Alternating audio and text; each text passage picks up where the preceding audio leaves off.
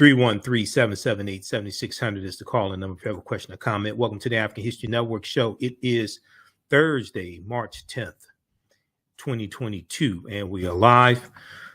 Okay, so I'm your host, Brother Michael Imhotep. We're also celebrating the 12th year anniversary of me broadcasting the African History Network show. I first broadcasted March 10th, 2010. So we'll talk a little bit about that today. But the big story today is Jussie Smollett was sentenced to 5 months in Cook County Jail. He was sentenced to 30 months of felony probation.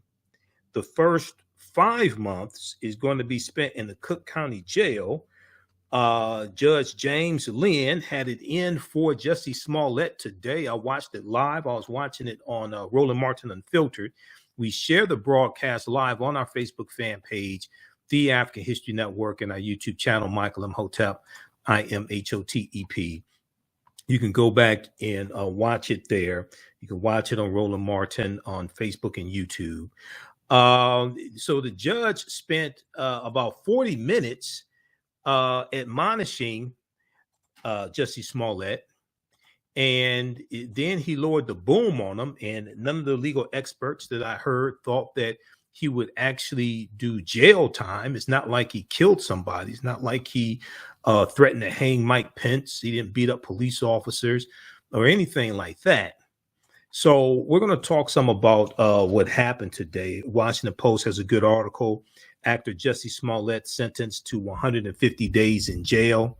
Actor Jussie Smollett sentenced to 150 days in jail. Thousands in fines for falsely reporting a hate crime. Now, I said before, seemed like Jussie Smollett was lying when it to the hate crime. Okay, it's like he staged it and, orchestrated it, all of that. But still, that doesn't mean that he should do 150 days in Cook County Jail. All right. If he gets 30 months probation, I understand that. If he has to pay the restitution, he has to pay. He's fined $25,000. He also has to pay $126,000 in restitution for wasting the Chicago Police Department's time and doing the investigation. And he kept lying and lying. He went on Good Morning America, lied some more. Okay, that's understandable. If you fine him, 30 months probation, okay, all right. But to sentence him to 5 months in jail. Now, yes, of course, this was a white judge who did this.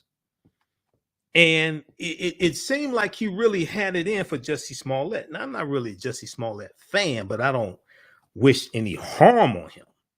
I'm not I hated the show Empire. I thought it was one of the most stereotypical shows on TV, and it would be on Fox, on the Fox News network, which was owned by Rupert Murdoch.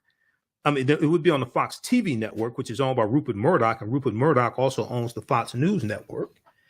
But still, this shouldn't, he shouldn't be sentenced to 5 months in jail. I mean, it's not like he killed somebody. He ain't beat up anybody. He's the one that got beat up. It was a fake. I mean, he paid 2 guys to beat his behind, but it's not like he beat somebody up. So we're going to talk about this, break this down. Then the story, what was going to be our lead story today, dealing with Ryan Coogler. We'll talk about this as well.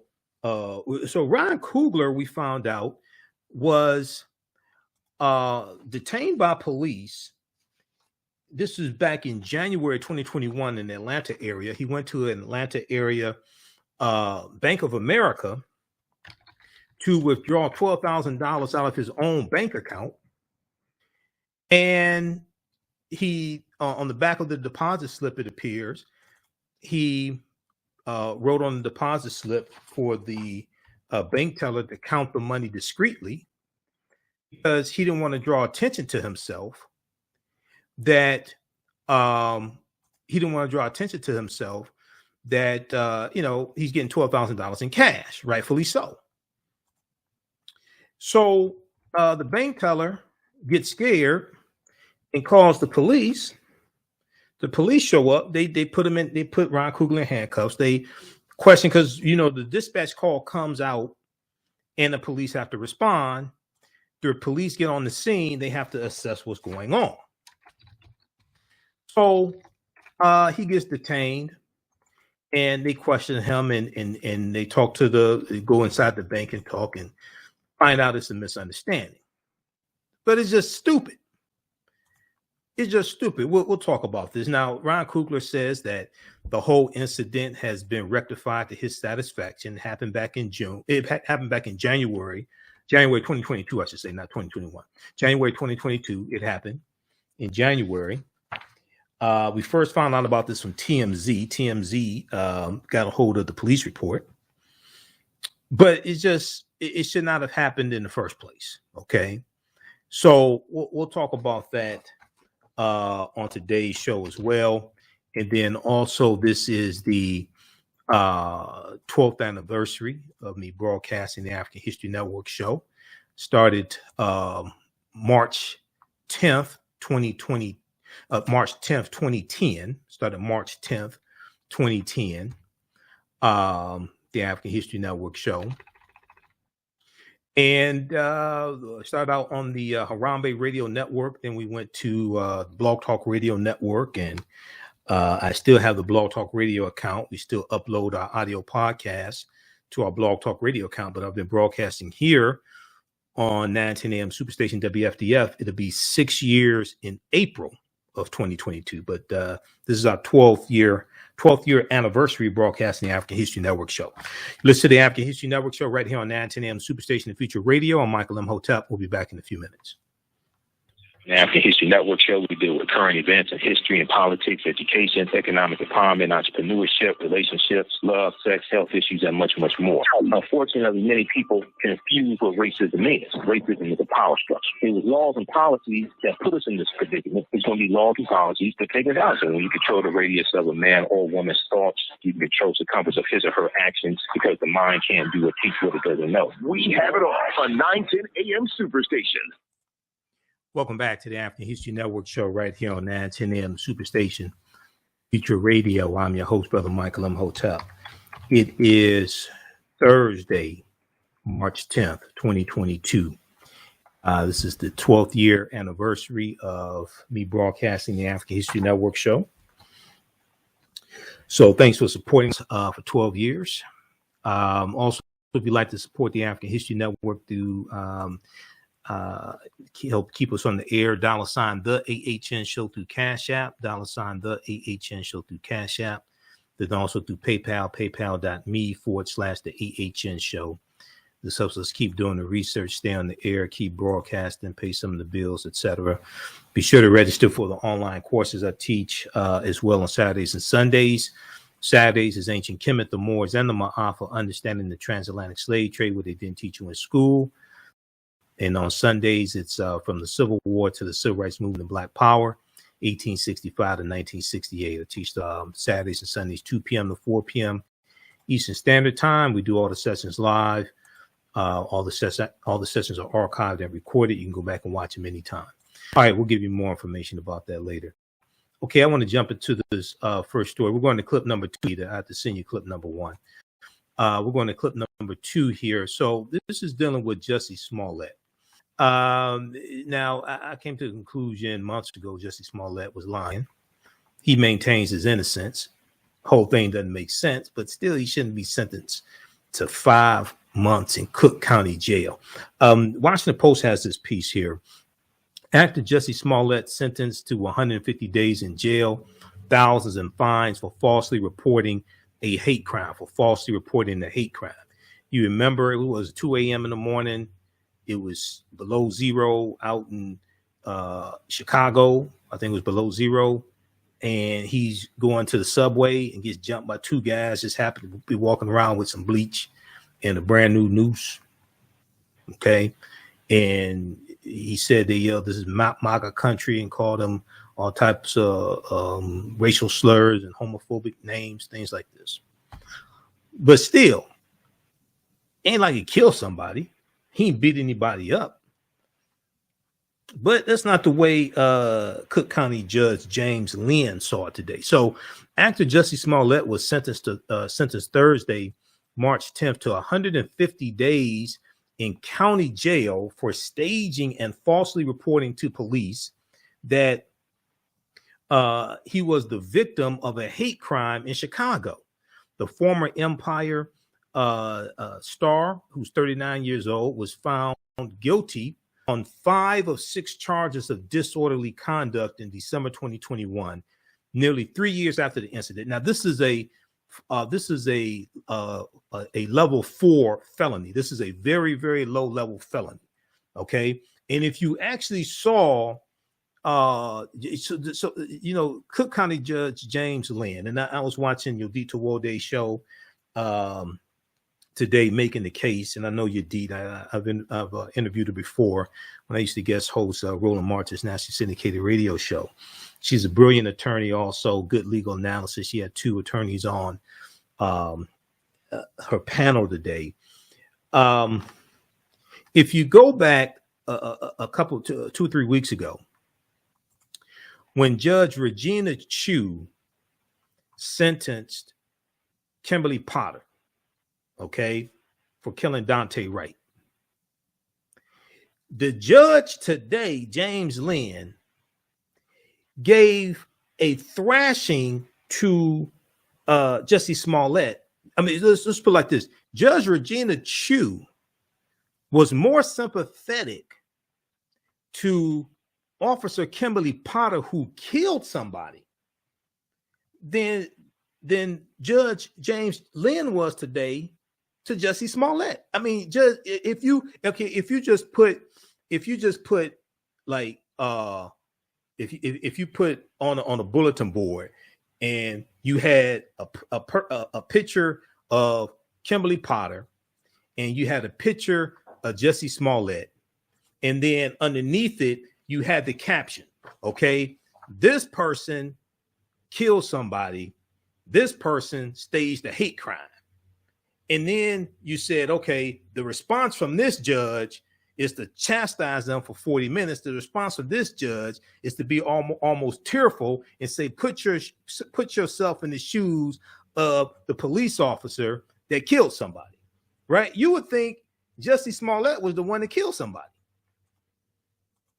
I mean, just the way the judge carried on today. Let's go to clip number 2. This is from NBC News Now. Shakita, let's go to this clip.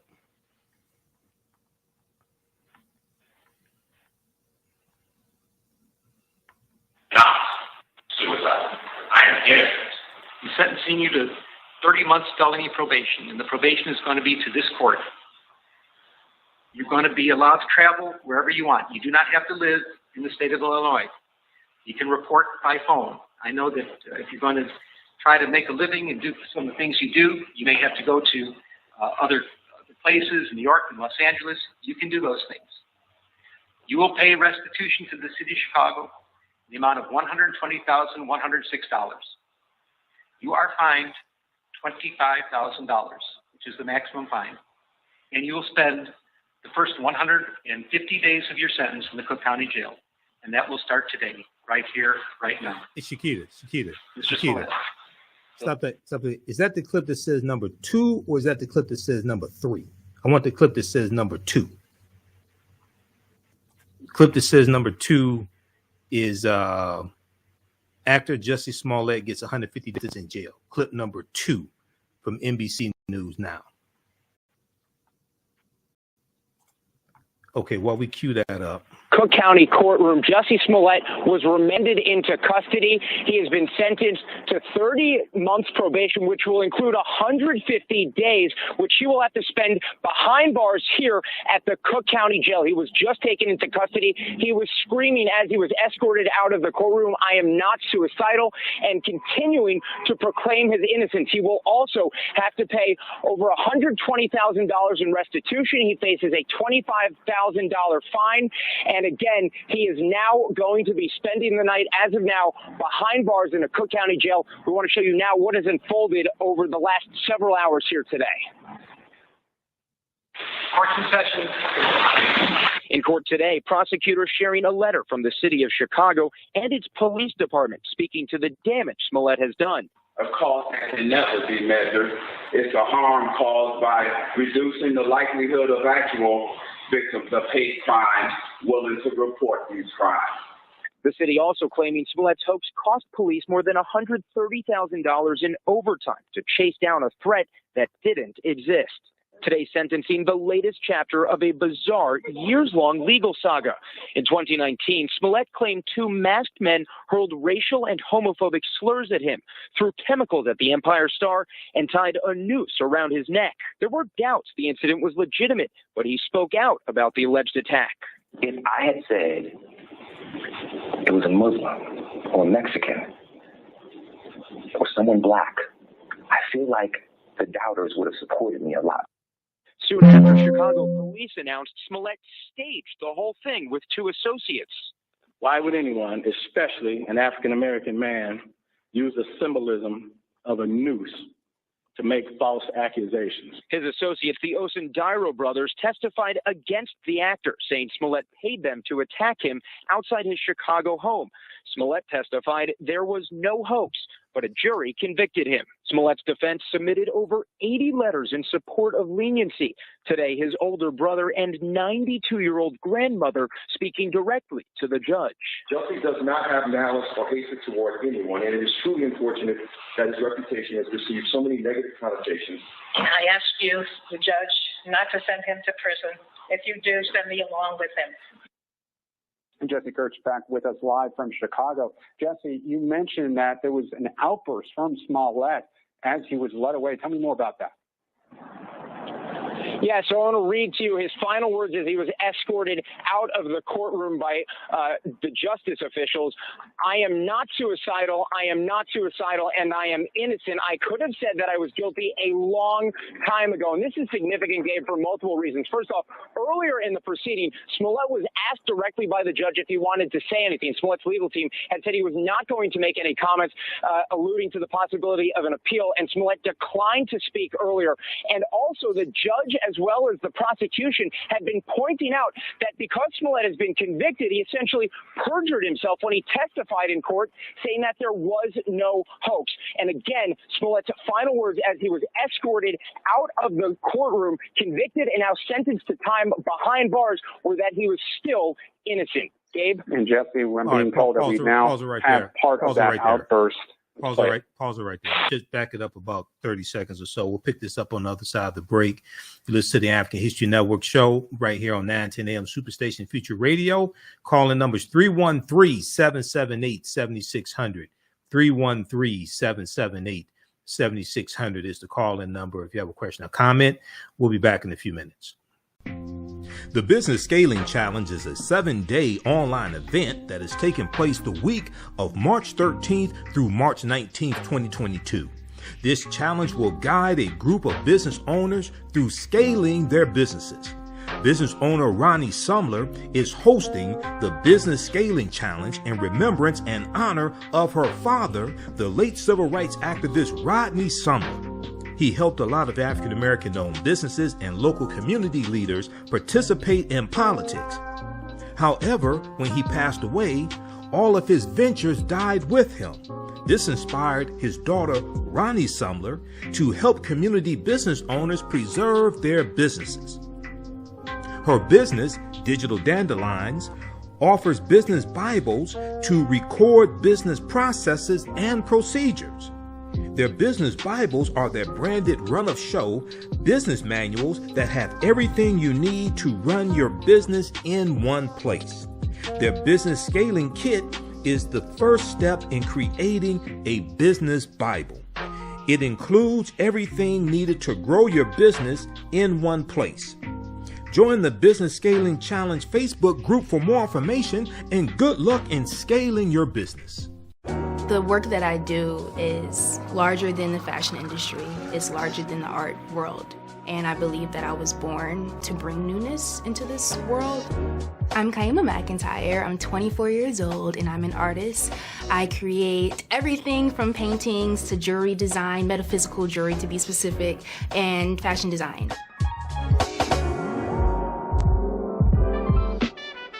The only reason why my prom dress went viral is because people needed it. Within a few days of going viral, Notori Naughton reached out to me and she's like, I saw your dress, can you make me a dress? I was equally as shocked to be asked by a celebrity to design their dress at the age of 17. That's just one person, and the list just continues to go on, to Janet Jackson, to Tyra Banks. It really hits home. That means that the discussion is happening on the grounds in real time. 910, the Superstation, Detroit's only African-American talk radio. Welcome back to the African History Network show right here on 910 AM Superstation, the Future Radio. I'm your host, Brother Michael Imhotep. It is Thursday, March 10th, 2022, and this is our 12th year anniversary. First broadcast of the African History Network show on March 10th, 2010. So it's been 12 years. Thanks for all the support and all the guests we've had. I've broadcasted over 1,000 episodes of the African History Network show. And we have those episodes archived at our website. They're on Blog Talk Radio, our Blog Talk Radio page, actually. So you can go to blogtalkradio.com/TheAHNShow, blogtalkradio.com/TheAHNShow. Actually, it's the African History Network show on Blog Talk. But also at our website, AfricanHistoryNetwork.com, AfricanHistoryNetwork.com. Scroll down the page, you'll see the information for the radio show. We're 6 days a week, and click right here, listen to the podcast. It takes you to our Blog Talk Radio page.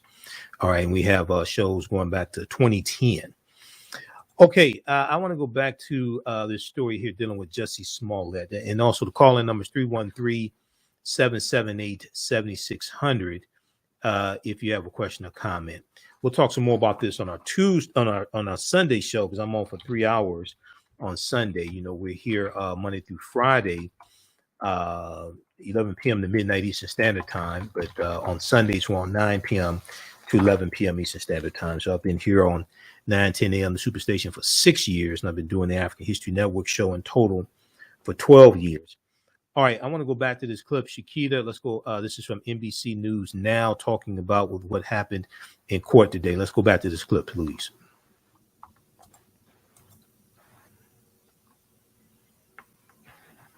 Convicted, he essentially perjured himself when he testified in court, saying that there was no hoax. And again, Smollett's final words as he was escorted out of the courtroom, convicted and now sentenced to time behind bars, were that he was still innocent. Gabe? And Jussie, I'm being told that we now have part of that outburst. Let's play it. So I was just like, I'm not suicidal. Okay. I'm not suicidal. Okay. I am not suicidal. I am innocent, and I'm not suicidal. If I did this, then it means that I stuck my fist in the fear of Black Americans in this country for over 400 years, and the fears of the LGBT community. Your Honor, I respect you, and I respect the jury, but I did not do this. And Jussie, we just heard from Smollett right there just moments ago, the breaking news. Has there been any reaction from his family at this point? We do expect to hear from his defense attorney outside of the courtroom. Now the proceedings are wrapping up, and you could tell as we were watching things unfolding there in the courtroom, Gabe, that his defense team was trying to get the judge to allow that jail time to be suspended for the time being. But Smollett was taken out of the courtroom by those involved with the courts here. So we're going to look for more reaction from his family. But we know that his family, his supporters, have been pleading for leniency, pleading for the judge to not sentence him to any time behind bars, but the judge clearly took that into consideration as well as other factors and came up with what he decided was the proper sentence. Okay. I want to go to clip 3 here in just a second, Shakita. So it was crazy what happened in court today. Once again, whether you think he's guilty or not, whether you think he staged the hoax or not, it's not the point. And I think he did stage the hoax, by the way. I've talked about this before. But that doesn't fit the actual sentence, him staging the hoax, and he's been convicted in court, so I can say it. I mean, it just makes sense if you actually just add all this stuff up, but the sentence does not fit the crime. Sentence does not fit the crime at all. So this seems like something personal that the judge had. And then the other thing is, we'll get into this deeper on our Sunday show. And Yodit Tawode talked about this on her panel today on the Black News Channel, on making the case with Yodit Tawode. You had the Fraternal Order Police, the police union. You had them who were furious with Jussie Smollett. You had the police department, Chicago Police Department was furious because he kept going with this hate crime allegation. He goes on Good Morning America, does an interview goes viral. So you have all this going on. And it seemed like this sentencing was payback to Jussie Smollett. Also, it's important to note that Kim Foxx, the Cook County attorney, Kim Foxx had dropped the charges and Jussie Smollett was going to do community service. Okay. So then a special prosecutor was brought in. They bring charges against Jussie Smollett. And this is just crazy. So if we go look at the article here from, we're going to clip 3 in just a second, Shakita. If we look at the article here from Washington Post, Cook County Judge James Lynn, white male judge, you can listen to them. You can listen to him until he has some contempt for Jussie Smollett also. He also sentenced Jussie Smollett to 30 months of felony probation and ordered him to pay $120,106 in restitution to the city of Chicago, $120,106 in restitution to the city of Chicago, as well as a fine of $25,000. While on probation, Judge James Lynn said Jussie Smollett will be allowed to travel outside of Illinois due to the nature of his job. Smollett, who declined to speak before receiving his sentence, loudly repeated after the fact that he was not suicidal and warned that if anything happens to him in jail, it was not self-inflicted. Now, Cook County Jail has a reputation for having really dangerous conditions, tough conditions. And it appears that he wanted to get a message out to everybody that if he ends up dead in jail and the report is, he committed suicide, he's letting people know right now, I'm not suicidal. If something happens to me, it's not self-inflicted. Now, he repeated he was not suicidal while walking out of the courtroom with his fist raised and maintained his innocence in the case. Okay. He says something to the effect of if he's lying, that means he stuck his fist in the face of 400 years of oppression of African Americans, things like this, right? Here's what happened. He concocted a hate crime, it appears, to try to get more money per episode for being on the Empire TV show, because he was getting something like $30,000 per episode. He wanted more money. Okay, so he concocts this hate crime. He brings in Trump supporters when he alleged that one of the assailants said this is MAGA country, referring to Make America Great Again. This was during a period of time when Donald Trump was in office. So it enraged a lot of African Americans. You had a hate crime. You had this alleged hate crime. You have it possibly being Trump supporters who did it. okay, is somebody, Jussie Smollett, who's on Empire.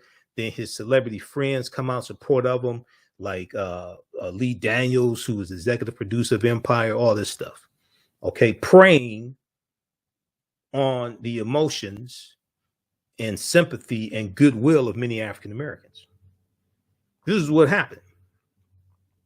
But all that being said, 150 days in jail does not, I mean, this is a level 4 felony. This is a low-level felony. He didn't, I mean, if he had shot somebody, well, okay. He didn't shoot anybody. He didn't beat anybody up. If you want him to pay restitution to the city of Chicago, okay, that's understandable. But this right here, this is just vindictive. This is, I mean, to me, it reminds me of a high-tech lynching. I'm not a fan of Clarence Thomas, but this was like a high-tech lynching we saw today. While delivering the sentence, Cook County Judge James Lynn noted that, quote, this case received as much attention and was gone over every little bit with a fine-tooth comb as any case I've ever seen before, end quote. He likened the number of pretrial motions filed to that seen with death penalty cases. We're going to continue this on the other side of the break. We're going to let you hear some more of what happened in court today in Jussie Smollett's parting words to the judge and to the world. We'll talk about that. And we'll talk about this strange case out of Atlanta with Ryan Coogler. Now, a lot of strange things happen in Atlanta. I've been in Atlanta many times.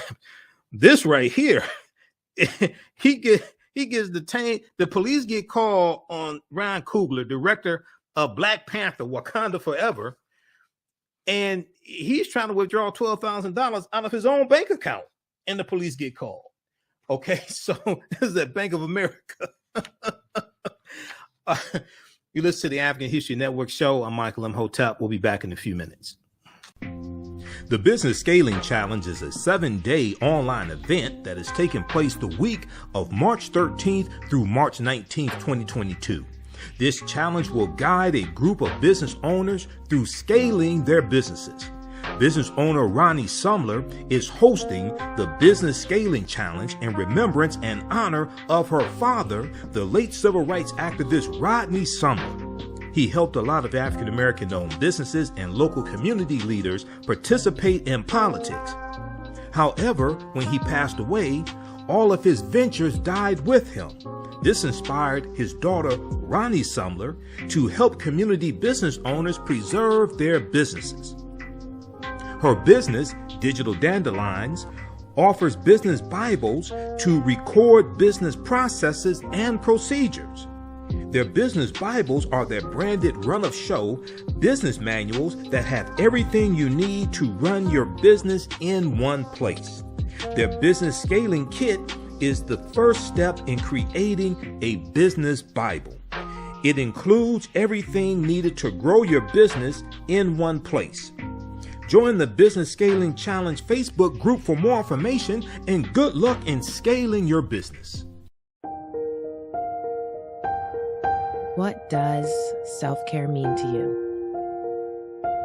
To us, it's an opportunity to reconnect with nature. A chance to create something remarkable.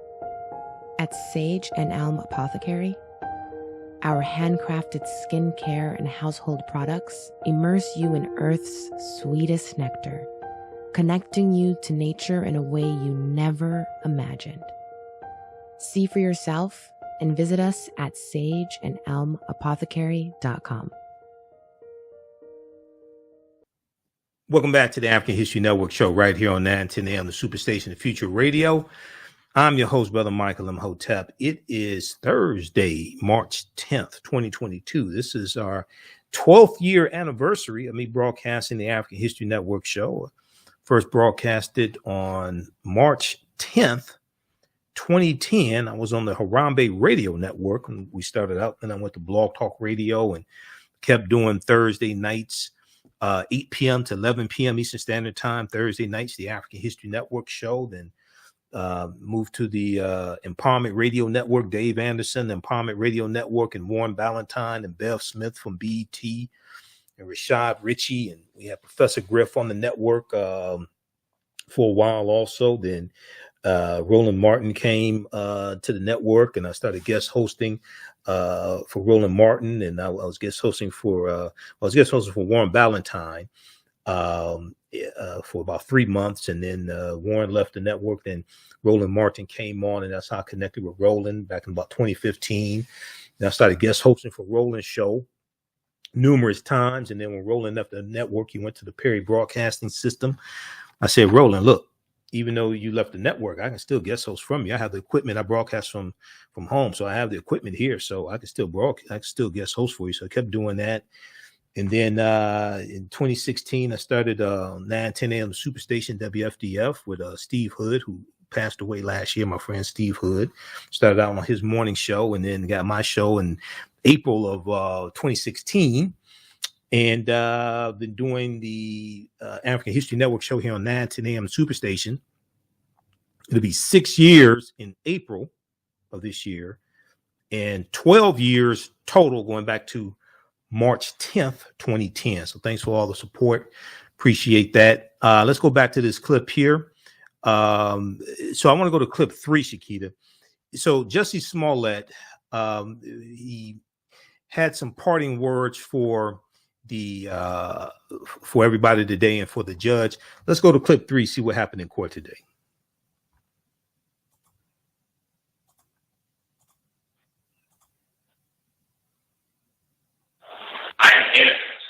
Sentencing you to 30 months felony probation, and the probation is going to be to this court.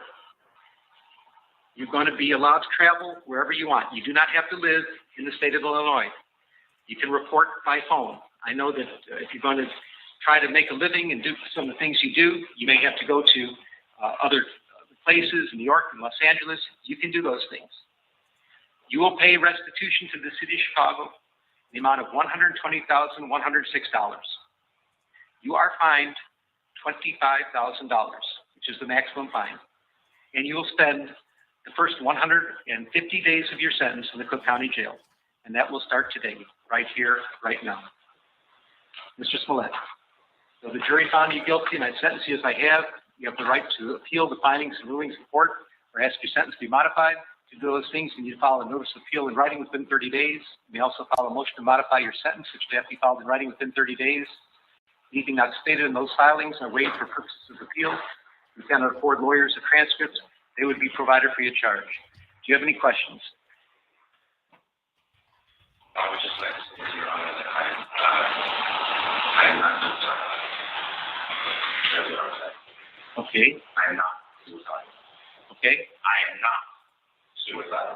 I am innocent, and I am not suicidal.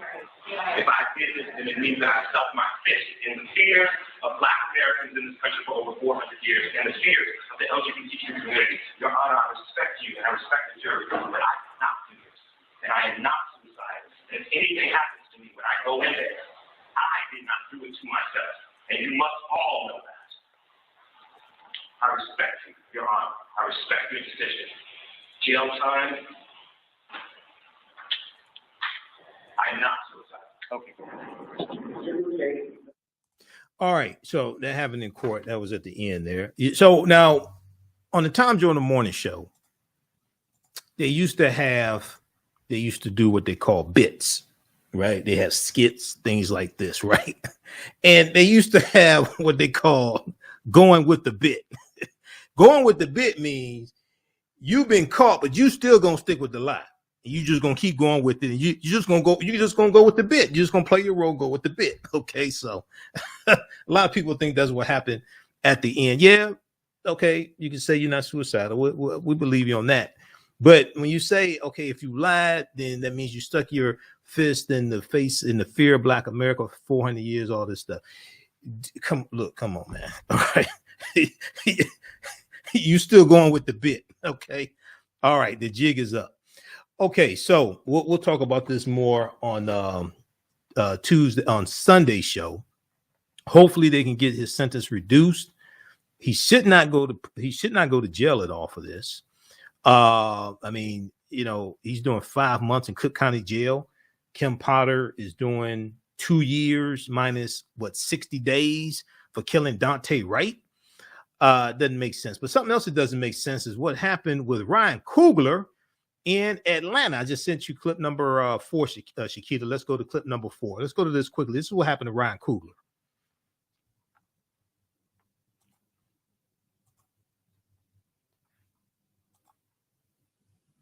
Okay, we'll get that queued up. So Essence.com has this good article. We posted an article from Essence, as African-American owned and operated. This next story has been trending online all day. A major Hollywood director handcuffed and mistaken for a bank robber, according to a police report. We're talking about Black Panther director Ryan Coogler.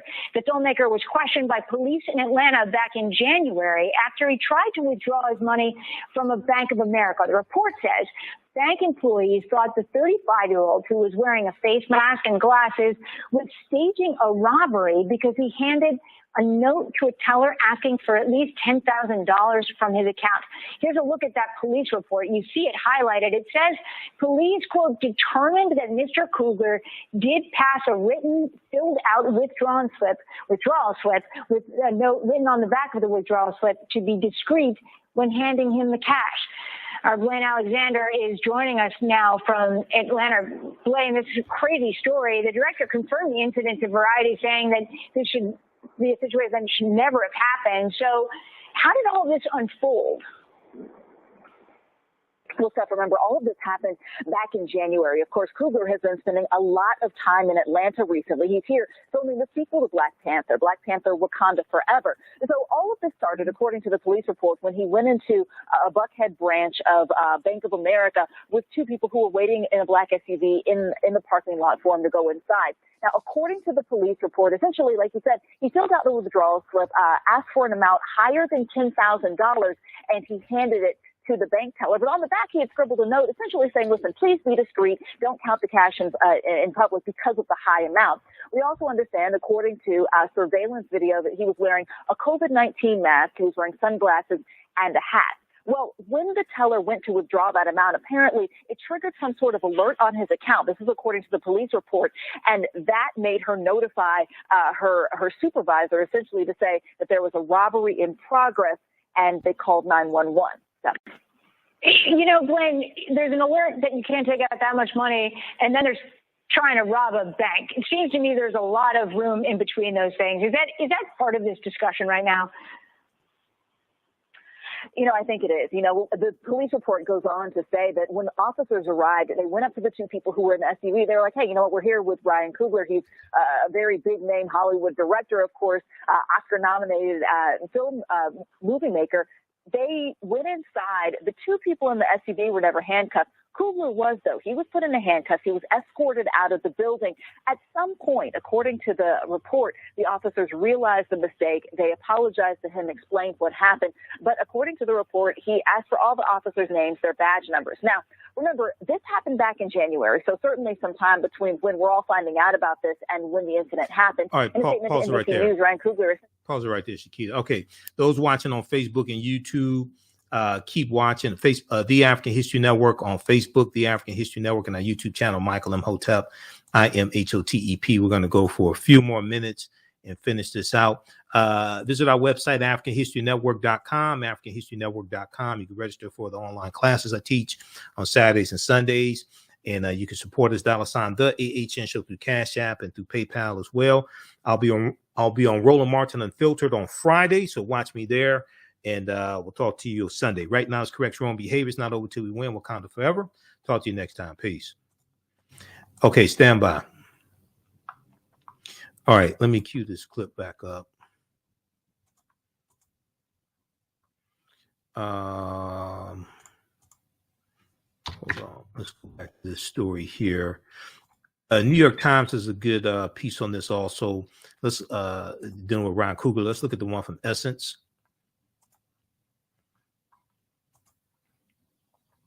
From Essence Magazine, Ryan Coogler detained at Atlanta bank after attempting to withdraw $12,000 from bank account. Okay, and let's go to this here. Saying, listen, please be discreet. Don't count the cash. And he handed it to the bank teller. But on the back, now, according to the police report, essentially, like you said, he filled out the withdrawal slip, asked for an amount higher than $10,000, and he handed it to the bank teller. But on the back, he had scribbled a note essentially saying, listen, please be discreet. Don't count the cash in public because of the high amount. We also understand, according to surveillance video, that he was wearing a COVID-19 mask. He was wearing sunglasses and a hat. Well, when the teller went to withdraw that amount, apparently it triggered some sort of alert on his account. This is according to the police report. And that made her notify her supervisor, essentially to say that there was a robbery in progress, and they called 911. Steph. You know, Blaine, there's an alert that you can't take out that much money, and then there's trying to rob a bank. It seems to me there's a lot of room in between those things. Is that part of this discussion right now? You know, I think it is. You know, the police report goes on to say that when officers arrived, they went up to the two people who were in the SUV. They were like, hey, you know what? We're here with Ryan Coogler. He's a very big name Hollywood director, of course, Oscar nominated film movie maker. They went inside. The two people in the SUV were never handcuffed. Coogler was, though. He was put into handcuffs. He was escorted out of the building. At some point, according to the report, the officers realized the mistake. They apologized to him, explained what happened. But according to the report, he asked for all the officers' names, their badge numbers. Now, remember, this happened back in January. So certainly some time between when we're all finding out about this and when the incident happened. In a statement to NBC News, Ryan Coogler essentially said, yes, this is something that should have never happened. But Bank of America apologized. They rectified the situation to his satisfaction. And essentially, they've moved on. Bank of America was also apologetic, saying that this is something that should have never happened. So, Blaine, did Ryan Coogler himself say he believed in some way this was because of the color of his skin? He did not say that in a statement. You know, he was very brief in what he said. He basically said that it shouldn't have happened, but that they've moved on. I will say that according to the police report, according to the officer who filled out the report, the teller herself was a black person, a black woman who filled out the police report. But as this is making its way on social media, of course, the comparisons can't help but be made and questions about perhaps the motivation behind this and why something like this happened. But Coogler himself did not make that reference. So. All right. Thanks, Blaine Alexander, for walking us through it. We appreciate it. Okay, so great reporting there from NBC News Now and Gwen Alexander, who was there in the Atlanta area also.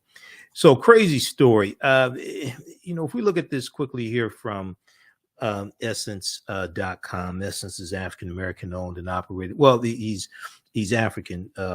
It's the same to me, but anyway. He's from Liberia. If I remember correctly, the brother that owns it is Liberian, but we're all African people, so I don't get caught up in all these distinctions. But anyway, Ryan Coogler detained at Atlanta Bank after attempting to withdraw $12,000 from his account. So he was trying to withdraw $12,000 from his own bank account. All right, and so I had to go through and look at some details in this, before I started talking about this. A misunderstanding at an Atlanta bank branch found the director and two of his associates apparently, according to Gwen Alexander, the other two weren't handcuffed. He was handcuffed. So Ryan Coogler was placed in handcuffs earlier this year in January 2021. After what should have been an innocuous trip to his local bank branch. Now, TMZ was I think they were the first ones to break this story. TMZ obtained a police report detailing a January 2022 incident in which Black Panther and Creed franchise director Ryan Coogler was mistaken for a bank robber.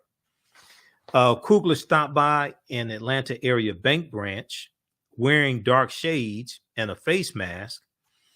When it was his turn, he handed the teller his withdrawal slip with a note of additional instructions written on the back with a note of additional instructions written on the back. When he said, the note said, I would like to withdraw $12,000 cash from my checking account. Please do the money count somewhere else. I'd like to be discreet.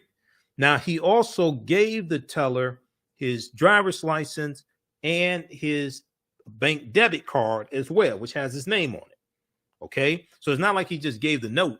It's not like he just gave the withdrawal slip with a message written on the back. He gave his driver's license and he gave his bank debit card.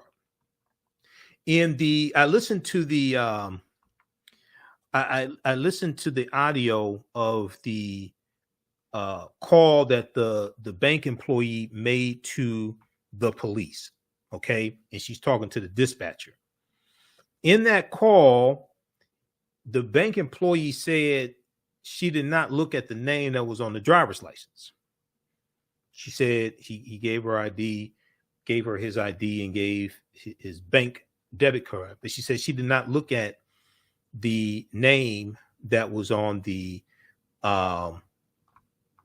driver's license, which, you know, just being that I've never worked at a bank before, but I've managed retail establishments before. I worked in retail, and you go through a verification process. And I've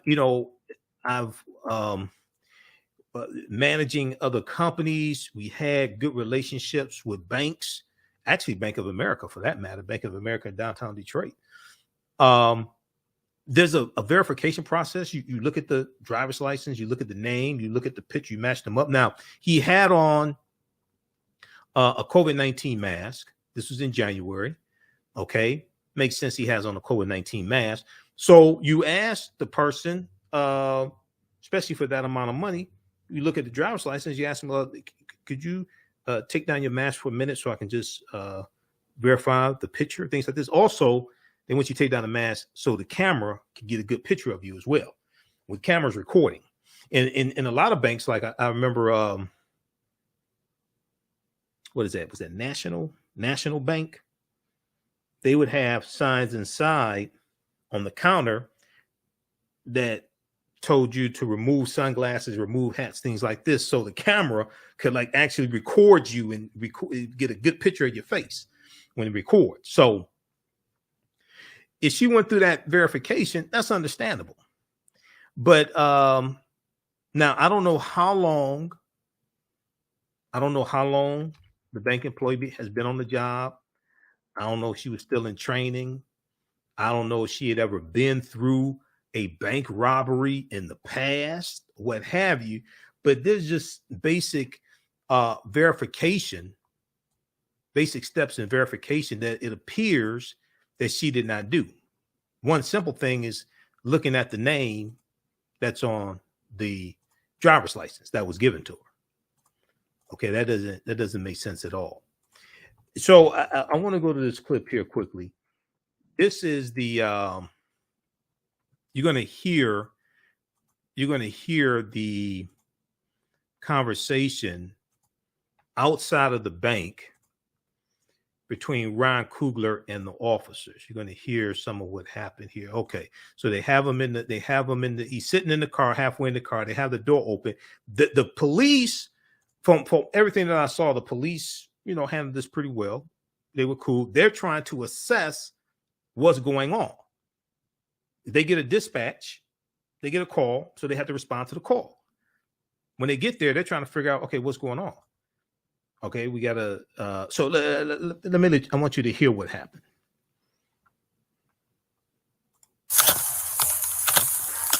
Did the officers explain what's going on while we're out here? Not really, man. All right, so we got a call basically. I heard somebody asking about passing no. Yeah. This might have been one of these doors. So basically, we got a call, and from what we got the call, it seemed like someone was trying to rob the bank. Something about you passing a note to the teller, something to that effect. Can you just tell me what's going on? Or? Yeah, bro. It's a medical assistant that works in my house that prefers you pay in cash.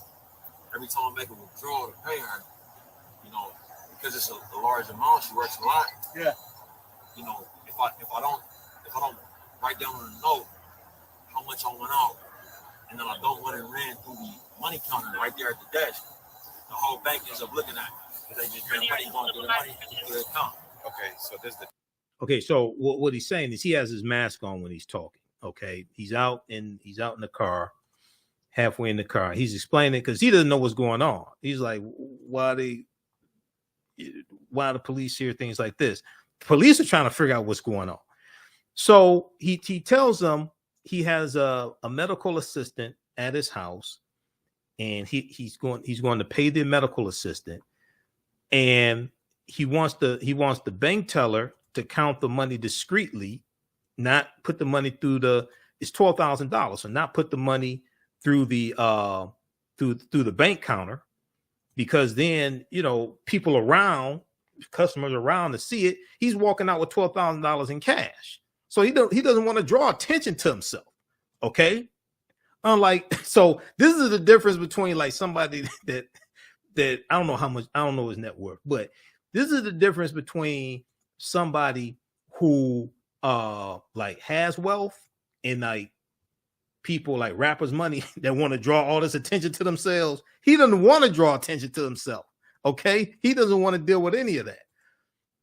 I don't know his net worth, but that's, you know, people that have like some real money, they don't want to draw attention to themselves. Okay. So this is him sitting and he's trying to figure out what's going on. He's like, look, so the bank teller to the police are trying to figure this out also. Okay. And they're explaining it to him. After they figure, look, he's trying to withdraw money from his own bank account. Okay. They let him go. He gets their badge numbers, which he has a right to do. And he released a statement later after this became public. He released a statement saying that the whole incident has been rectified to his satisfaction. So he's not saying anything else about this. I want to go back to this so you can hear what happened between the police and Ryan Coogler. If I don't write down on a note how much I went out, and then I don't want it ran through the money counter right there at the desk, the whole bank ends up looking at it. They just bring money going through the money to the account. Okay, so this is the thing. The teller, she started to freak out. So she didn't even match the account with his ID that she gave him. So I need to double check to see if that's even the account, his account. You see what I'm saying? Because if that is his account, then what is he doing that wrong? You see what I'm saying? It's the note beside the note. So here's a black police officer outside. He said the teller didn't even match up his name on the ID with the account. It's a medical emergency. Let me go back to the account. Write down on a note and ran through the money counter right there at the desk. The whole bank ends up looking at it. They just bring money going through the money to the account. Okay, so this is the thing. The teller, she started to freak out. So she didn't even match the account with his ID that she gave him.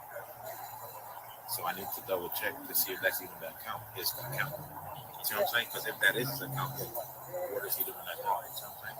It's the note beside the note. So you get his ID. We just while they're getting you guys out of handcuffs, so they're letting them go. I stated to the officers that arrested me that had their Glocks out. Yeah. That I was pulling money out of my own account. I understand. I put my own bank card in there before the lady went in the back. You know what I'm saying? So we have to confirm that. You gotta understand, we don't come out because of the seriousness of the call. You don't just come out, and unfortunately, in a situation like that, you don't get the benefit of the doubt. We detain and then we ask questions later. That's exactly what I went inside for. You can take them out. The other people. Okay, so there's a statement here from, and I think it's in the article also. Bank of America said this situation. Let me pull this up here. So Bank of America has a statement here.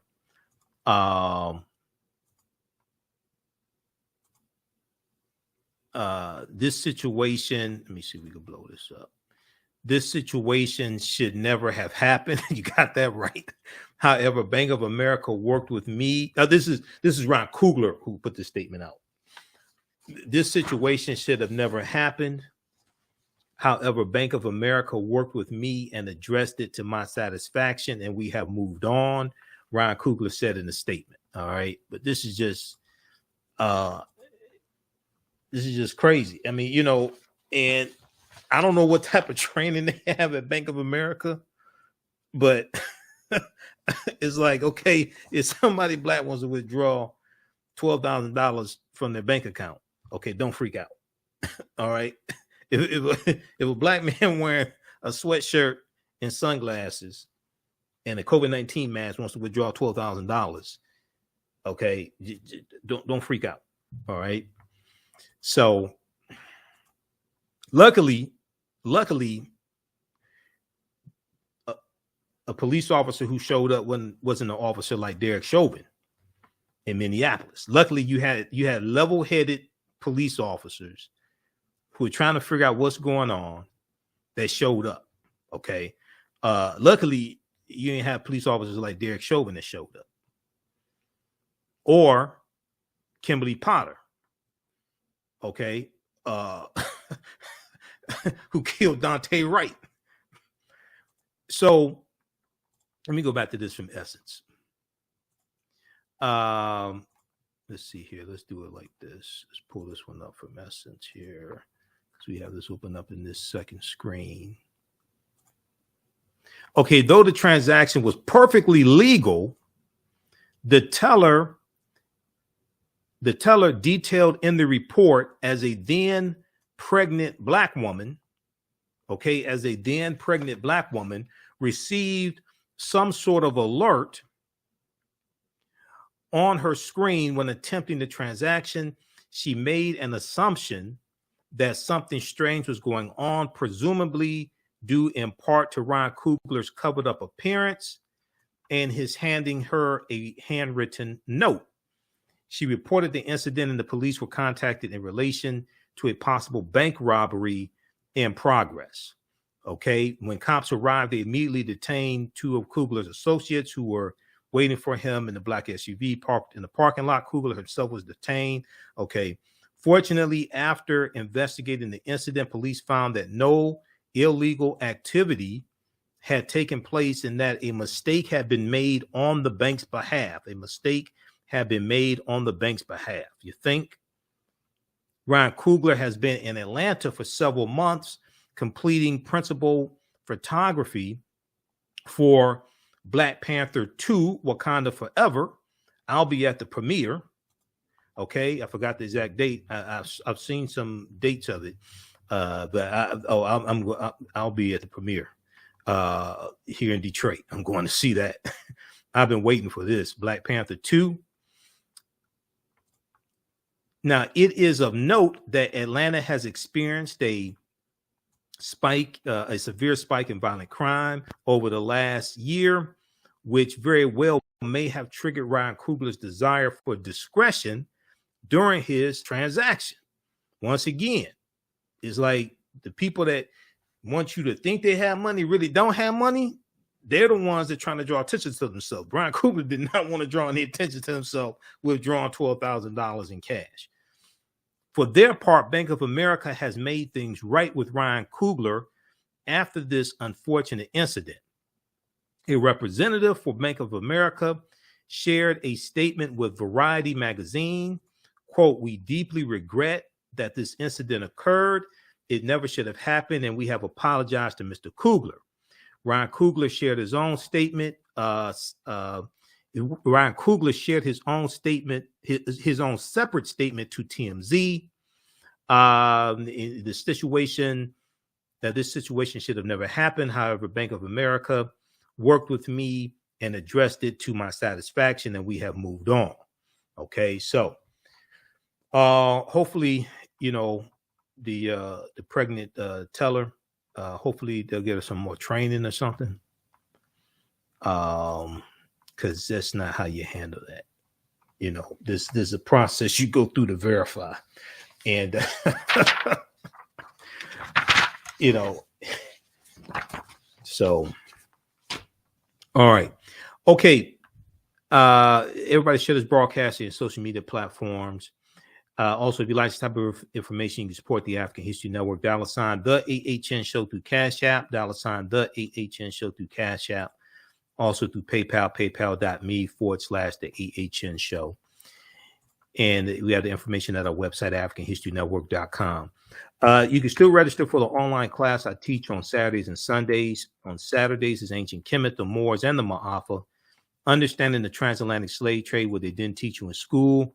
We deal with thousands of years of history and what leads up to the transatlantic slave trade taking place. All right. And I do a PowerPoint presentation. We have book references, articles, video clips, and we take you throughout history. We deal with, we look at archaeological discoveries as well, recent archaeological discoveries that have taken place in the past, within about the past 10, 15 years or so. And we go throughout history to understand what happened to us. We look at ancient Africa, the Nile Valley region of Africa, ancient Kemet, Ta-Nehisi, Nubia, Abyssinia, Ethiopia. We look at Ghana, Songhai, Mali. We look at Great Zimbabwe, Carthage, things like this. We look at the African presence dating back at least 51,700 years ago in the land we call the United States of America in Allendale County, South Carolina. Dr. David Imhotep's book, The First Americans Were Africans, Documented Evidence, deals with a lot of this. And then we go throughout history. We look at the 800-year occupation of Europe by the Africans known as the Moors. We look at different African civilizations. We look at in different African nations, African tribes. We look at the Khoisan, who have the oldest DNA on the planet. They were here in this land we call the United States of America. They were in Allendale County, South Carolina. They were all throughout that area. And this is the evidence that Dr. Albert Goodyear found in his discovery in 2004. Now, this article from ScienceDaily.com from November 18, 2004 lays this out. Here's a summary of the article. The name of the article was called New Evidence Puts Man in North America 50,000 Years Ago from November 18, 2004. Radiocarbon tests of carbonized plant remains where artifacts were unearthed last May along the Savannah River in Allendale County, South Carolina by University of South Carolina Professor Albert Goodyear indicate that the sediments indicate that the sediments containing these artifacts are at least 50,000 years old, meaning that humans inhabited North America long before the last ice age. Humans inhabited North America long before the last ice age. Now, when I say this, this is before Native Americans come into existence. And I have to say this with a caveat because a lot of times many African Americans get confused. This does not mean slavery did not take place. Okay, it just means that we were in this land for tens of thousands of years before slavery happened. This is why we have to understand the chronology of history. And we look at numerous archaeological evidence, numerous archaeological discoveries that have happened in the past, going back the past 15 years or so. And we see discoveries here in this land that push the Clovis culture theory that in New Mexico, the Clovis culture theory that the earliest known evidence of Homo sapiens in this land is about 15,000 years ago. No, we were here long before that. And this is why when we have Black History Month, African American History Month, we have to deal with history prior to 1619, even in this land. Now, when we look at the Khoisan, an October 2012 genetic study published in Science magazine found that the Khoisan in Southern Africa are the oldest ethnic group of modern humans, with their ancestral line originating about 100,000 years ago. The Khoisan, formerly called by the derogatory term Bushmen, are genetically unique, and no other currently known population had separated so early from our common modern human ancestor, according to the report. The Khoisan live in mainly southern Africa in territories spanning Botswana, Namibia, Angola, Zambia, Zimbabwe, and South Africa. They are largely divided into two groups: hunters and gatherers, the Sans people, and keepers of livestock, the Khoi Khoi. The Khoisan languages include the distinctive click sounds that are not found in the languages of their neighbors. Now, one of the things we look at in the class, even before we get to the transatlantic slave trade, we look at different archaeological discoveries that are causing the scientists to push the timelines back and understand that all this, all these civilizations, things like this, many of them are much older than we thought. But we also look at the film Black Panther, okay? Because the film Black Panther, we look at different elements of the film Black Panther. The film Black Panther ties into African history. And I've done numerous lectures dealing with the film Black Panther.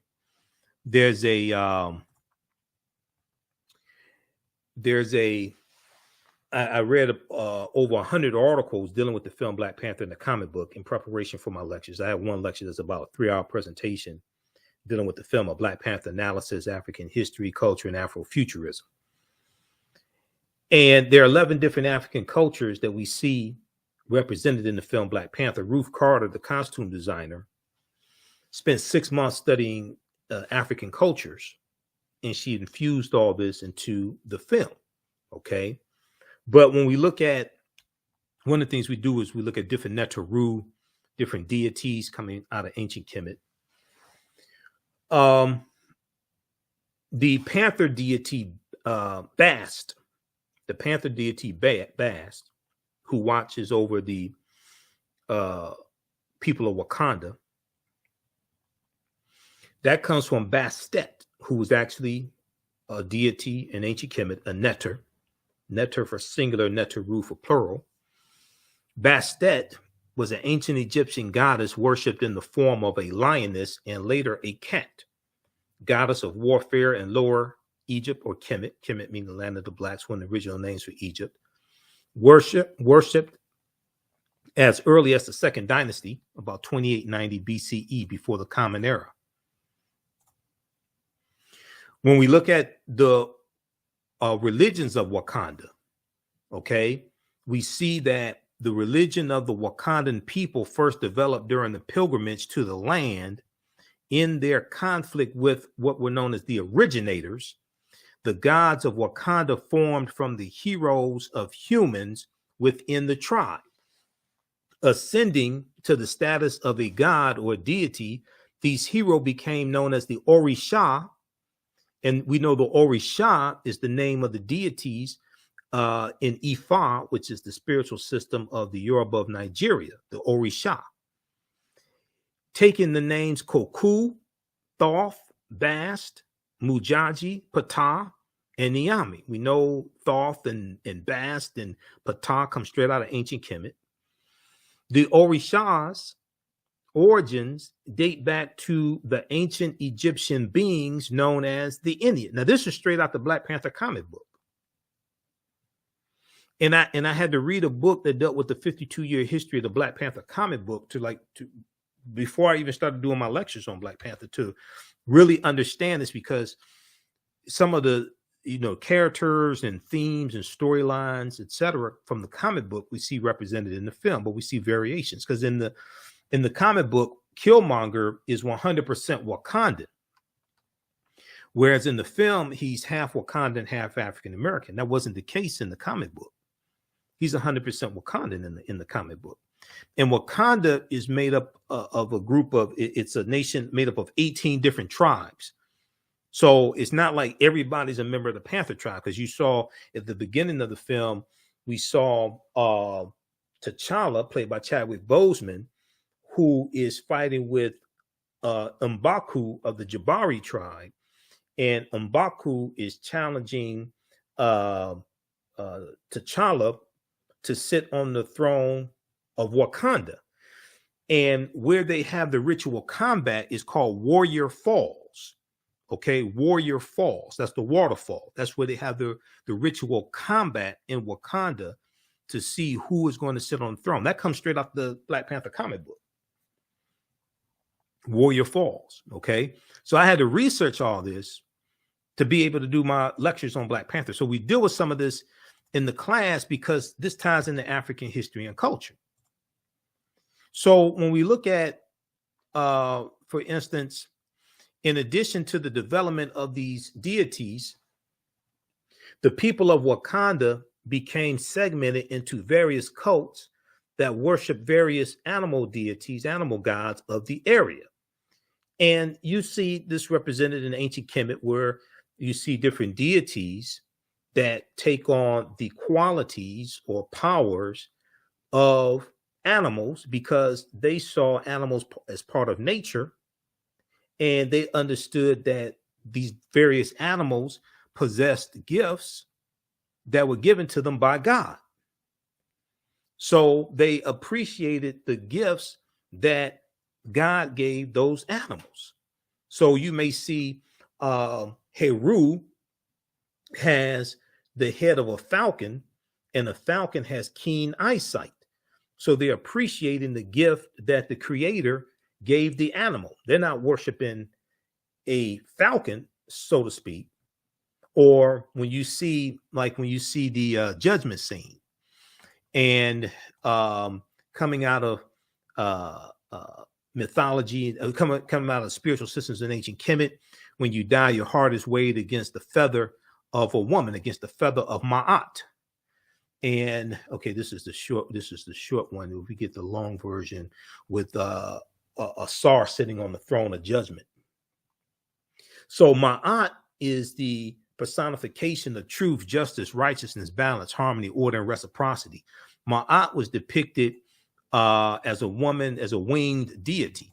Okay, and the 42 admonitions of Ma'at, or 42 laws of Ma'at, are a precursor to the 10 commandments. But Ma'at is the personification of truth, justice, righteousness, balance, harmony, order, and reciprocity. And when you died, your heart was weighed on the scales of Ma'at, and your heart was weighed against the feather of Ma'at. So your heart is weighed against the essence of a woman, the feather of Ma'at. So if you lived your life correctly based upon the 42 negative confessions or 42 admonitions of Ma'at, okay, your heart would be lighter than a feather, and you would go into the afterlife. And when you look at the depiction here, you see, and we can go to the widescreen one with the wider shot with Asar sitting on the throne of judgment over to the right.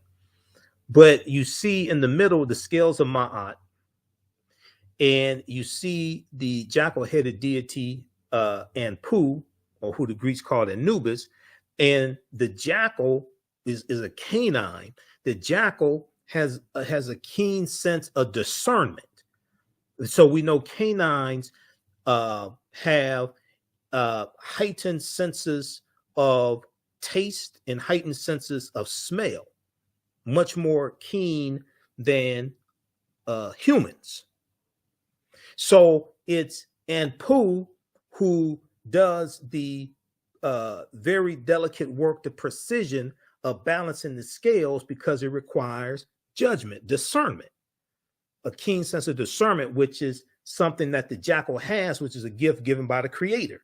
So they incorporate into the deities nature, because they see that's a representation of the Creator, and they appreciate the gifts that God gave to the animals. They're not worshiping a dog.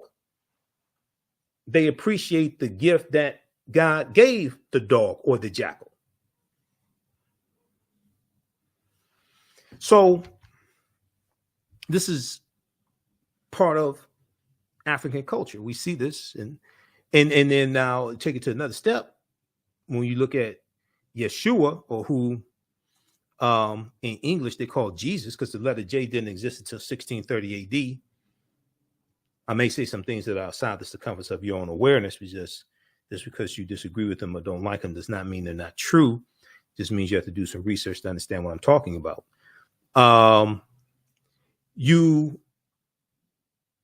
Some pictures or paintings, because they didn't have photographs back then. Some paintings or depictions you see of Yeshua, Jesus has a dove over his head. And then you deal with Osset, who gave birth to Heru on December 25th of a virgin birth. And Heru was known as the Ka-Rest. And from Ka-Rest, you get the Greek Christos. From that, you get Christ. Christ is a title, not a name, referring to anointed or anointed one. And Ka-Rest means rising of the spirit. Ka meaning spirit, rest meaning to rise. We see a retelling of these various concepts and ancient stories over thousands of years, adapted to various people's cultures with their ethnicity and their names on it, things like this, and their cultural, it goes through their cultural paradigm. So we go throughout history and look at everything from we look at a timeline of history, and we look at everything from Saint Nicholas, Bishop Nicholas, who was African. A lot of your early Christian saints were African saints, or Africans, then canonized as saints. And then you get from Bishop Nicholas, you get Sinterklaas. Sinterklaas in Dutch means Saint Nicholas. And Sinterklaas had a sidekick named Zwarte Piet, Black Pete. And that's in reference to the Moors, and the Moors being conquered, the African Moors being conquered. And there's a parade that takes place, there's a celebration that takes place throughout the Netherlands in November up until December 5th, which is celebrating Black Pete and the return of Black Pete, Zwarte Piet, and Sinterklaas. From Sinterklaas, who wore red and white, he was a religious figure. From Sinterklaas, you get the secular figure of Santa Claus, wearing red and white. And the concept of the jolly fellow Santa Claus, the concept that our first concept really of the fat jolly fellow Santa Claus and red and white outfit, things like this, that comes from the cartoonist Thomas Nast, N-A-S-T, Thomas Nast. But we go throughout history, and we look at the 800-year occupation of Europe by the Africans known as the Moors. We look at different civilizations, whether we talk about ancient Nubia, Ta-Nehisi, whether we deal with Carthage, Great Zimbabwe, Carthage. We deal with Hannibal Barca in the Battle of Cannae, 216 BC. We look at the Punic Wars. Okay, go throughout history. We deal with the 800-year occupation of Europe by the Africans known as the Moors, and how the Moors are taking the teachings from ancient Kemet, ancient Egypt, into Europe. And this is going to bring Europe out of the Dark Ages. We look at Tariq ibn Ziyad, 711 AD. Tariq goes from Morocco into the Iberian Peninsula, today known as Spain and Portugal, and where he lands is a rock promontory that they call Jebel Tariq or Tariq's Mountain. You know it as Gibraltar, or the Rock of Gibraltar, named after African man, Tariq ibn Ziyad. And then we look at Christopher Columbus and how Columbus helps lay the foundation for slavery and racism, capitalism, the exploitation of indigenous people. things like this. Columbus really helps the transatlantic slave trade to spread. And Columbus set sail August 3rd, 1492 on the Nina, the Pinta, and the Santa Maria. And that's late in the same year that the Moors lose control of their last stronghold in Europe, which is Granada. We look at things like this here, the national flags of Corsica and Sardinia. Corsica, a French island in the Mediterranean, and Sardinia, an Italian island in the Mediterranean. And they have African Moors heads on their national flags because the Moors were in those areas, and it took a monumental effort to conquer those Moors. Originally, now you see them wearing a bandana. So if you see the Hidden Colors documentaries, on the cover of Hidden Colors, the logo is the African Moor's head, and you see the bandana. This is where that comes from. It comes from these national flags. So, and then you see them with the hoop earrings also, especially the one here from Corsica. And when you study the celebration of Joie de Piet in the Netherlands, you see that they have they show them wearing Afro wigs and gold hoop earrings also.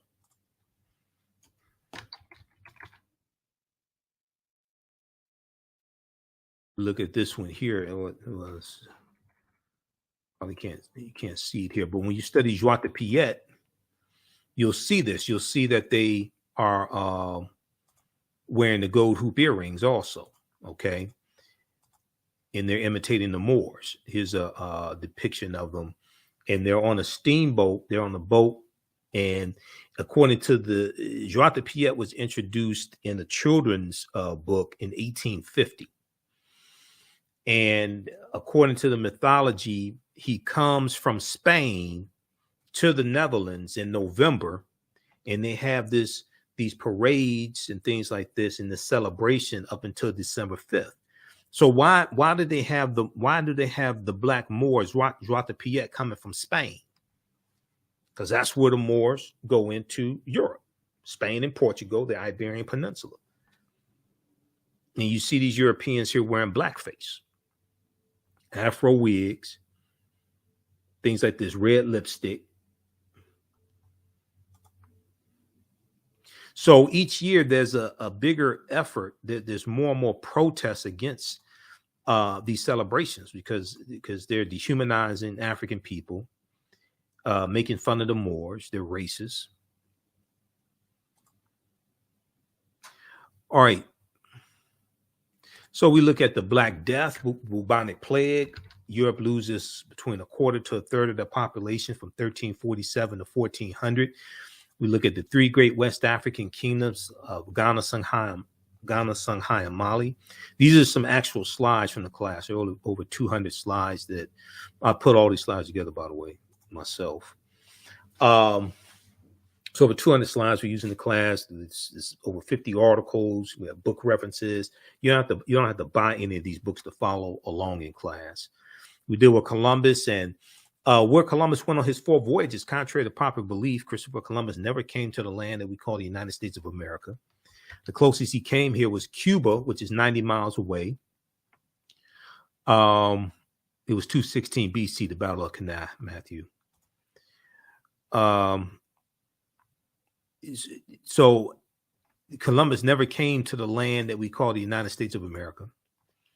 The closest he came here was Cuba, which is 90 miles away. But Columbus is also going to lead to the Asiento. Columbus and his 4 voyages, and then Bartolomeu de las Casas, the Bishop Bartolomeu de las Casas traveling along with Columbus on his 4 voyages, and Columbus and de las Casas petitioning the Pope to only enslave African people. He said that the Native Americans had suffered enough, and they were trying to save the Native American souls.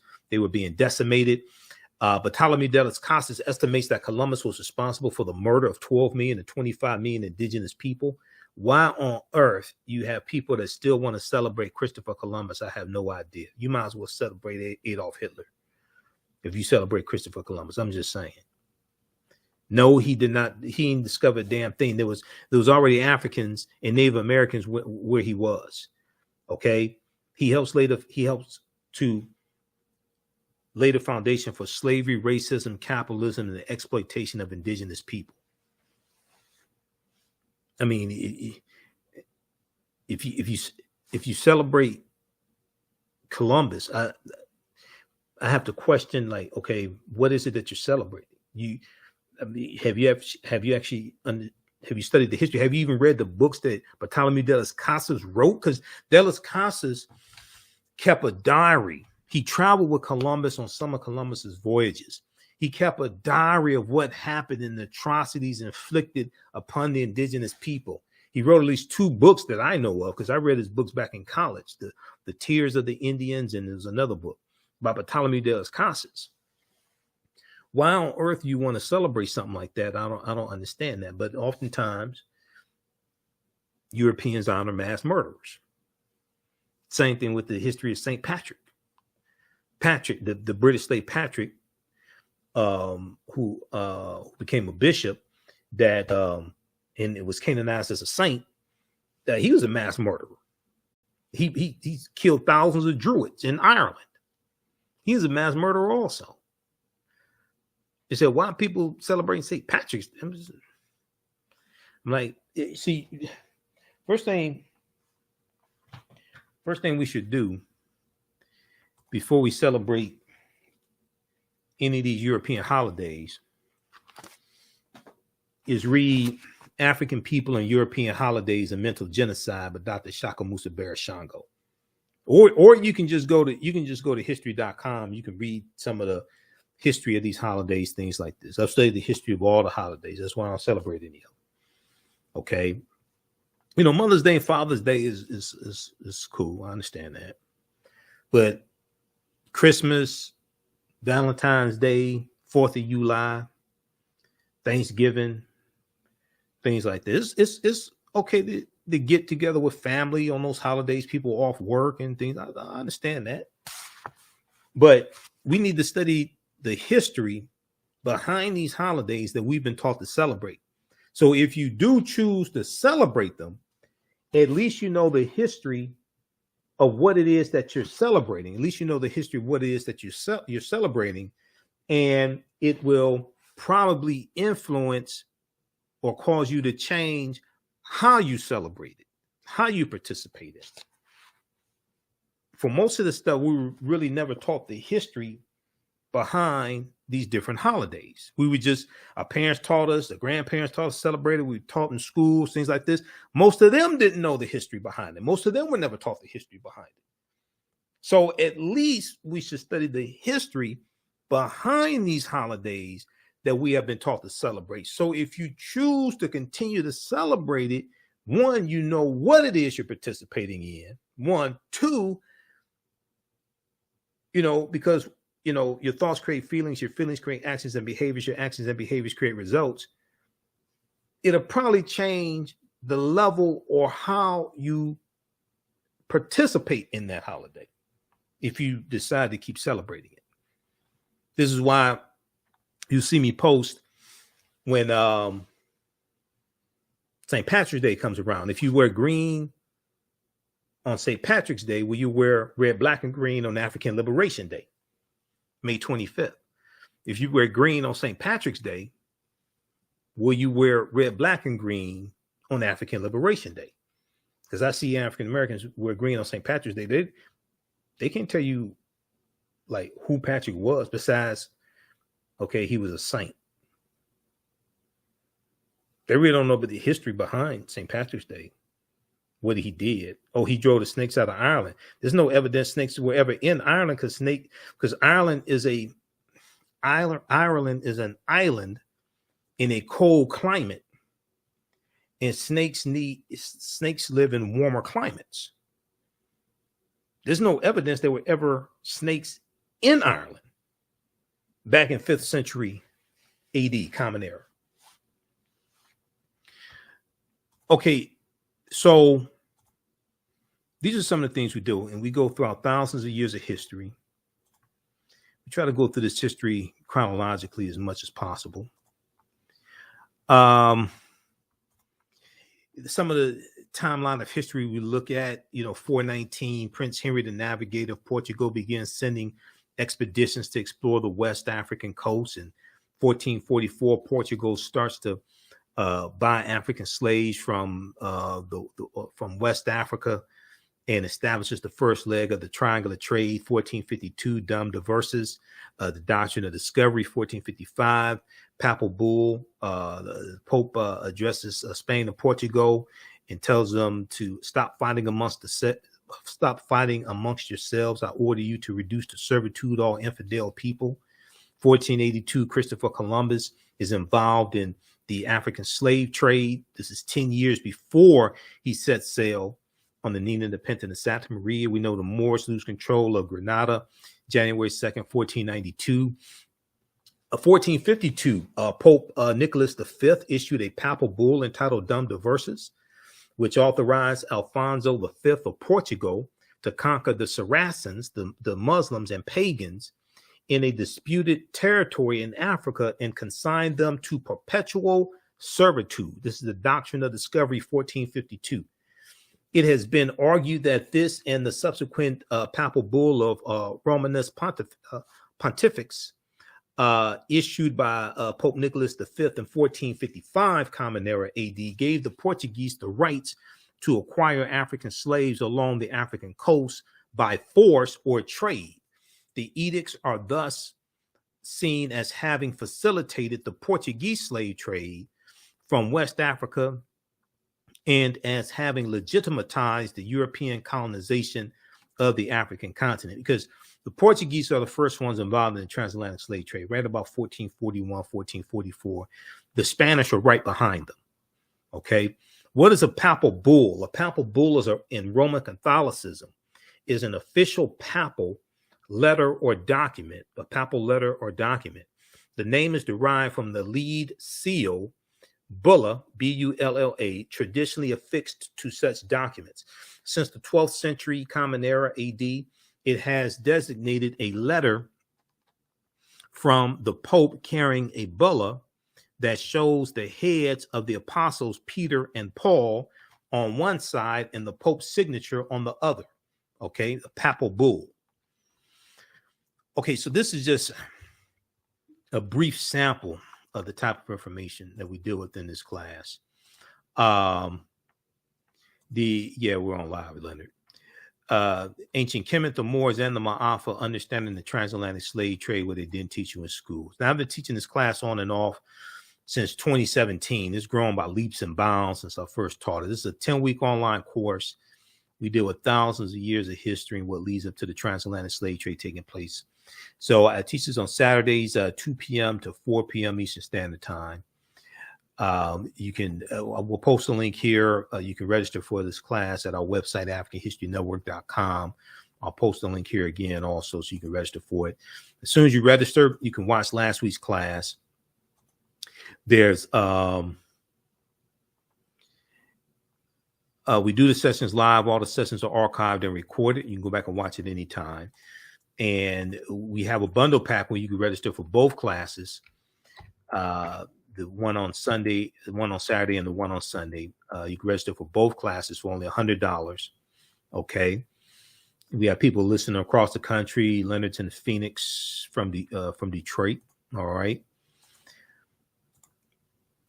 On Sundays, I teach from the Civil War to the Civil Rights Movement and Black Power, 1865 to 1968.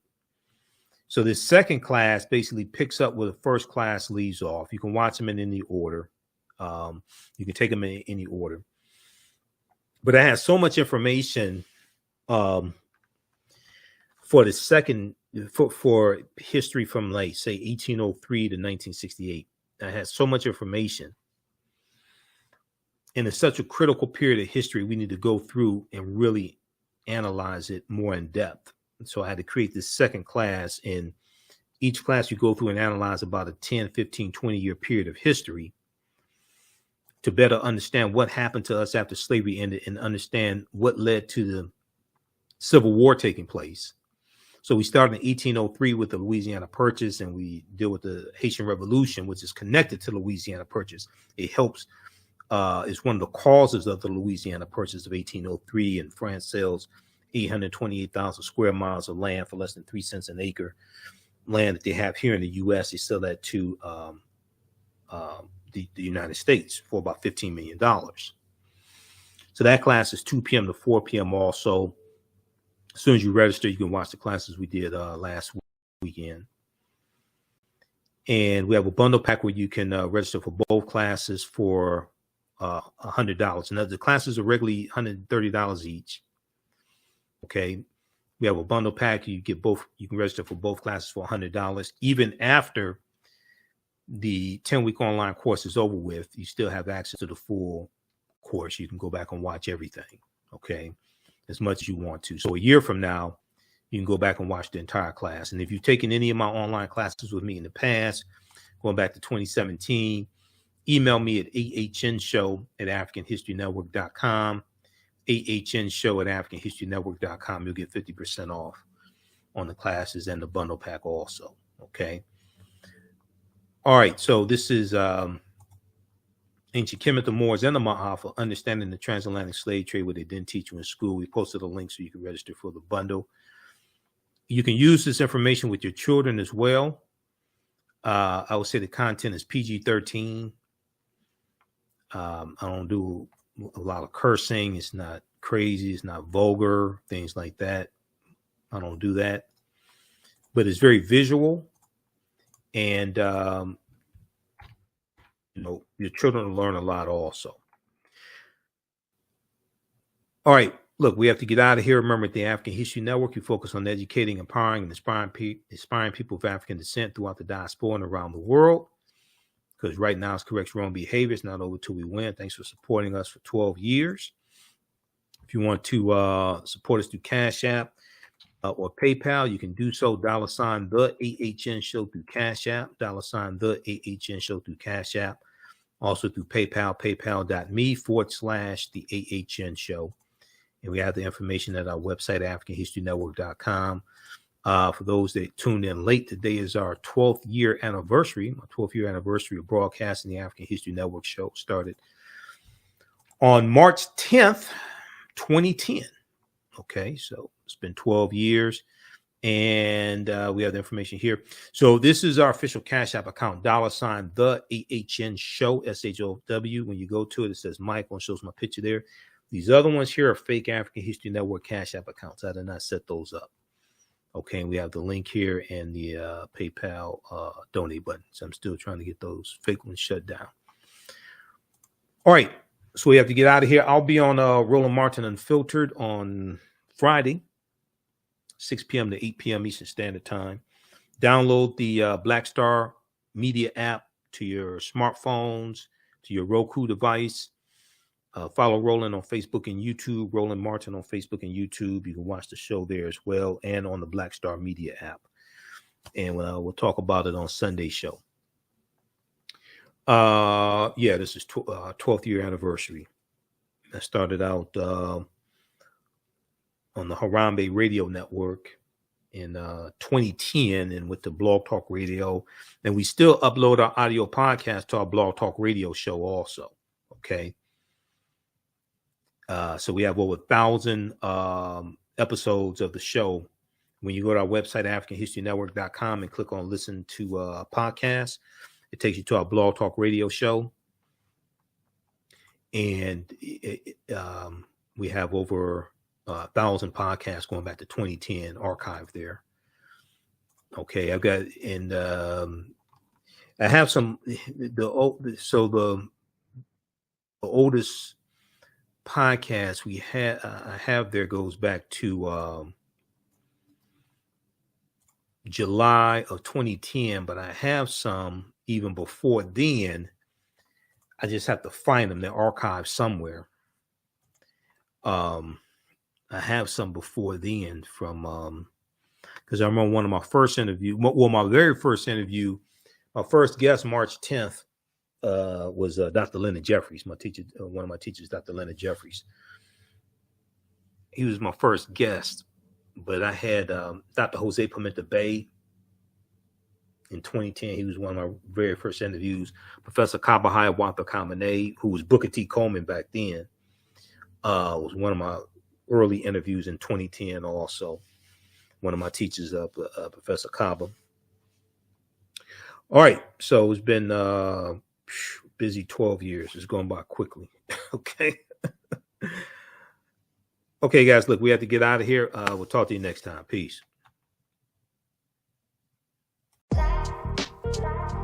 STEM Forward, helping our community find their place in the emerging fields of science, technology, engineering, and mathematics. Join us for our monthly live stream on our website, stemforwardedu.org. Watch, subscribe, share. Also join our mailing list to stay up to date with STEM resources and opportunities. STEM Forward, the future is now. Watch, subscribe, share.